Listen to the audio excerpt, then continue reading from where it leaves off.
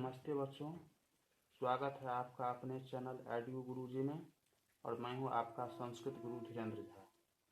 पिछले वीडियो में हमने विसर्ग संधि के संबंध में परिचय प्राप्त किया था। अगर आपने पिछला वीडियो नहीं देखा है तो पहले जाकर उसे देखें। उस वीडियो का लिंक आपको डिस्क्रिप्शन में मिल जाएगा।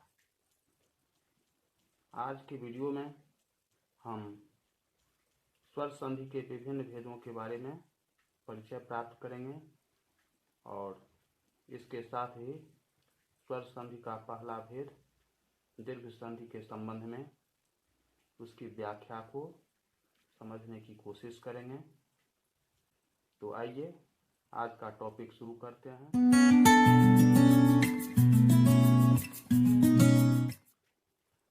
स्वर संधि। स्वर संधि के बारे में बच्चों आपको पहले ही बताया जा चुका है कि स्वर वर्णों का स्वर वर्णों के साथ मेल से जो विकार उत्पन्न होता है उसे स्वर संधि कहते हैं। स्वर संधि आपको यह समझ लेना है कि 13 स्वर वर्ण हैं। अ, आ, ह्रस्व ई, दीर्घ ई, ह्रस्व उ, दीर्घ उ, री, दीर्घ री, ली, ए, ऐ, ओ, औ। इनमें दीर्घ वर्ण 4 हैं। आ, दीर्घ ई, दीर्घ उ, री और लृ।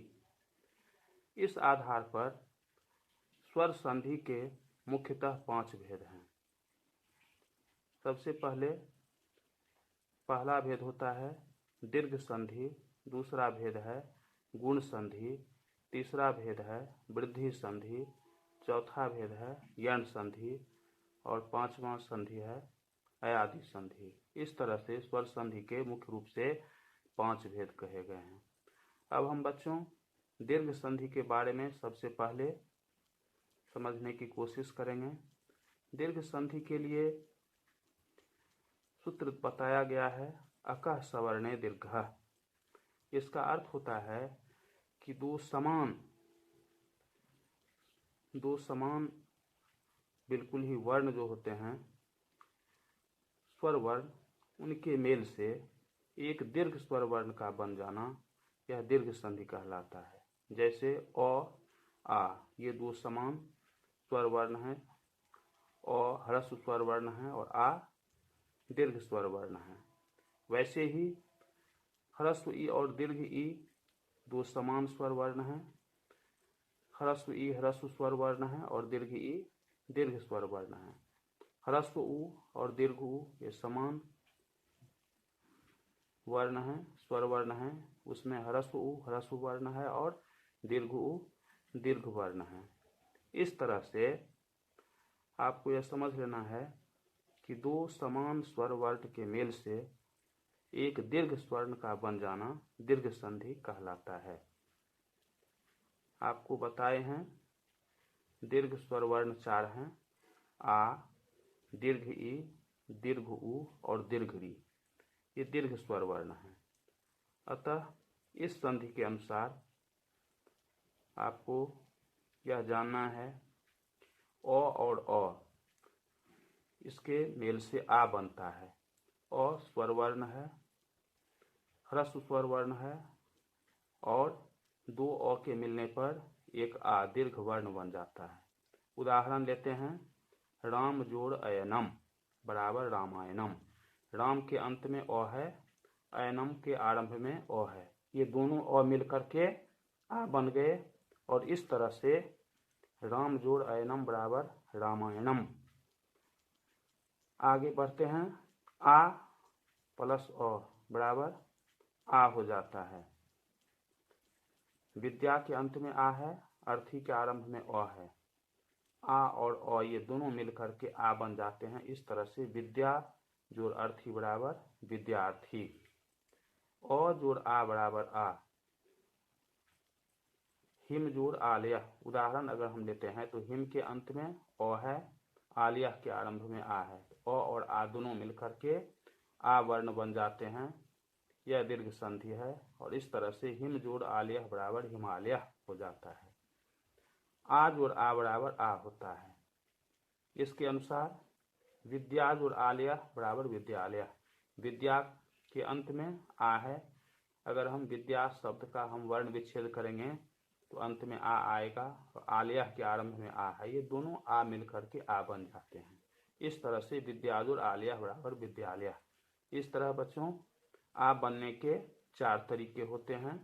अ जोड़ अ बराबर आ जोड़ अ बराबर आ, अ जोड़ आ बराबर आ जोड़ आ बराबर आ। अब हम दीर्घ ई बनने के नियम पर हम ध्यान देंगे। ह्रस्व ई जोड़ ह्रस्व ई बराबर दीर्घ ई। आप उदाहरण पर ध्यान दीजिए। गिरि जोड़ इंद्र बराबर गिरिंद्र। गिरि के अंत में ह्रस्व ई है। गिरि शब्द का अगर हम वर्ण विच्छेद करते हैं तो अंत में ह्रस्व ई आएगा, और इंद्र के आरंभ में ह्रस्व ई है। इस तरह से ह्रस्व ई और ह्रस्व ई, ये दोनों ह्रस्व ई मिलकर दीर्घ ई बन जाते हैं। और इस तरह से गिरिंद्र में र में दीर्घ ई की मात्रा हो जाती है। जहाँ पर गिरि में ह्रस्व ई की मात्रा है वहाँ पर गिरिंद्र जब लिखते हैं तो वहाँ पर दीर्घ ई आ जाती है। इस तरह ह्रस्व ई जोड़ ह्रस्व ई बराबर दीर्घ ई हो जाती है। यह दीर्घ संधि है। ह्रस्व ई जोड़ दीर्घ ई बराबर दीर्घ ई। उदाहरण पर ध्यान दीजिए। कवि जोड़ ईसा बराबर कविसा। कवि के अंत में ह्रस्व ई है और ईसा के शुरू में दीर्घ ई है, तो ह्रस्व ई जोड़ दीर्घ ई, ये दोनों मिलकर के दीर्घ ई बन जाते हैं। और कविसा लिखते हैं तो वो में दीर्घ ई की मात्रा हो जाती है और कविसा बन जाता है। दीर्घ ई जोड़ ह्रस्व ई बराबर दीर्घ ई। मही जोड़ इंद्र। उदाहरण पर ध्यान दीजिए। मही जोड़ इंद्र बराबर महेंद्र। मही के अंत में दीर्घ ई है और इंद्र के शुरू में ह्रस्व ई है। इस तरह से दीर्घ ई और ह्रस्व ई दोनों मिलकर के दीर्घ ई बन जाती है और मही जोड़ इंद्र बराबर महेंद्र हो जाता है। और दीर्घ ई जोड़ दीर्घ ई बराबर दीर्घ ई होती है। जैसे सती जोड़ ईसा बराबर सतीसा। सती के अंत में दीर्घ ई है और ईसा के आरंभ में दीर्घ ई है। इस तरह से दीर्घ ई बनने के भी 4 नियम हैं। अब दीर्घ उ बनने के जो नियम है उस पर ध्यान दीजिए। ह्रस्व उ में ह्रस्व उ को जोड़ने पर दीर्घ उ होता है। जैसे भानु जोड़ उदय बराबर भानुदय। ह्रस्व उ और ये ह्रस्व उ दोनों को मिलाने पर दीर्घ उ बन जाता है। वैसे ही दीर्घ उ में ह्रस्व उ को जोड़ते हैं तो उसके मेल से दीर्घ उ बन जाता है। चमू जोड़ उत्साह बराबर चमुत्साह। और दीर्घ उ जोड़ दीर्घ उ बराबर दीर्घ उ। वधु जोड़ उहनम बराबर वधूहनम। वधु के अंत में भी दीर्घ उ है, उहनम के शुरू में दीर्घ उ है। ये दोनों दीर्घ उ मिलकर के दीर्घ उ हो जाते हैं। वैसे ही बच्चों दीर्घ डी जो है वह भी संस्कृत में दीर्घ वर्ण है। ह्रस्व री में ह्रस्व री को जोड़ने पर दीर्घ री होती है। उदाहरण के रूप में आप समझ सकते हैं। पितृ जोड़ ऋणम बराबर पितृणम। पितृ जोड़ ऋणम बराबर पितृणम। पितृ के अंत में ह्रस्व री है, ऋणम के शुरू में दीर्घ री है, और इस तरह से दोनों मिलकर के पितृणम हो जाता है। ह्रस्व री जोड़ ह्रस्व री बराबर दीर्घ री। मातृ जोड़ ऋणम बराबर मातृणम। इस तरह बच्चों दीर्घ री के अनुसार दीर्घ संधि होती है। आज के इस टॉपिक के संबंध में आपके मन में अगर कोई डाउट है तो आप इसे कमेंट करके पूछ सकते हैं। अगले वीडियो में हम स्वर संधि के अगले भेद गुण संधि की व्याख्या करेंगे।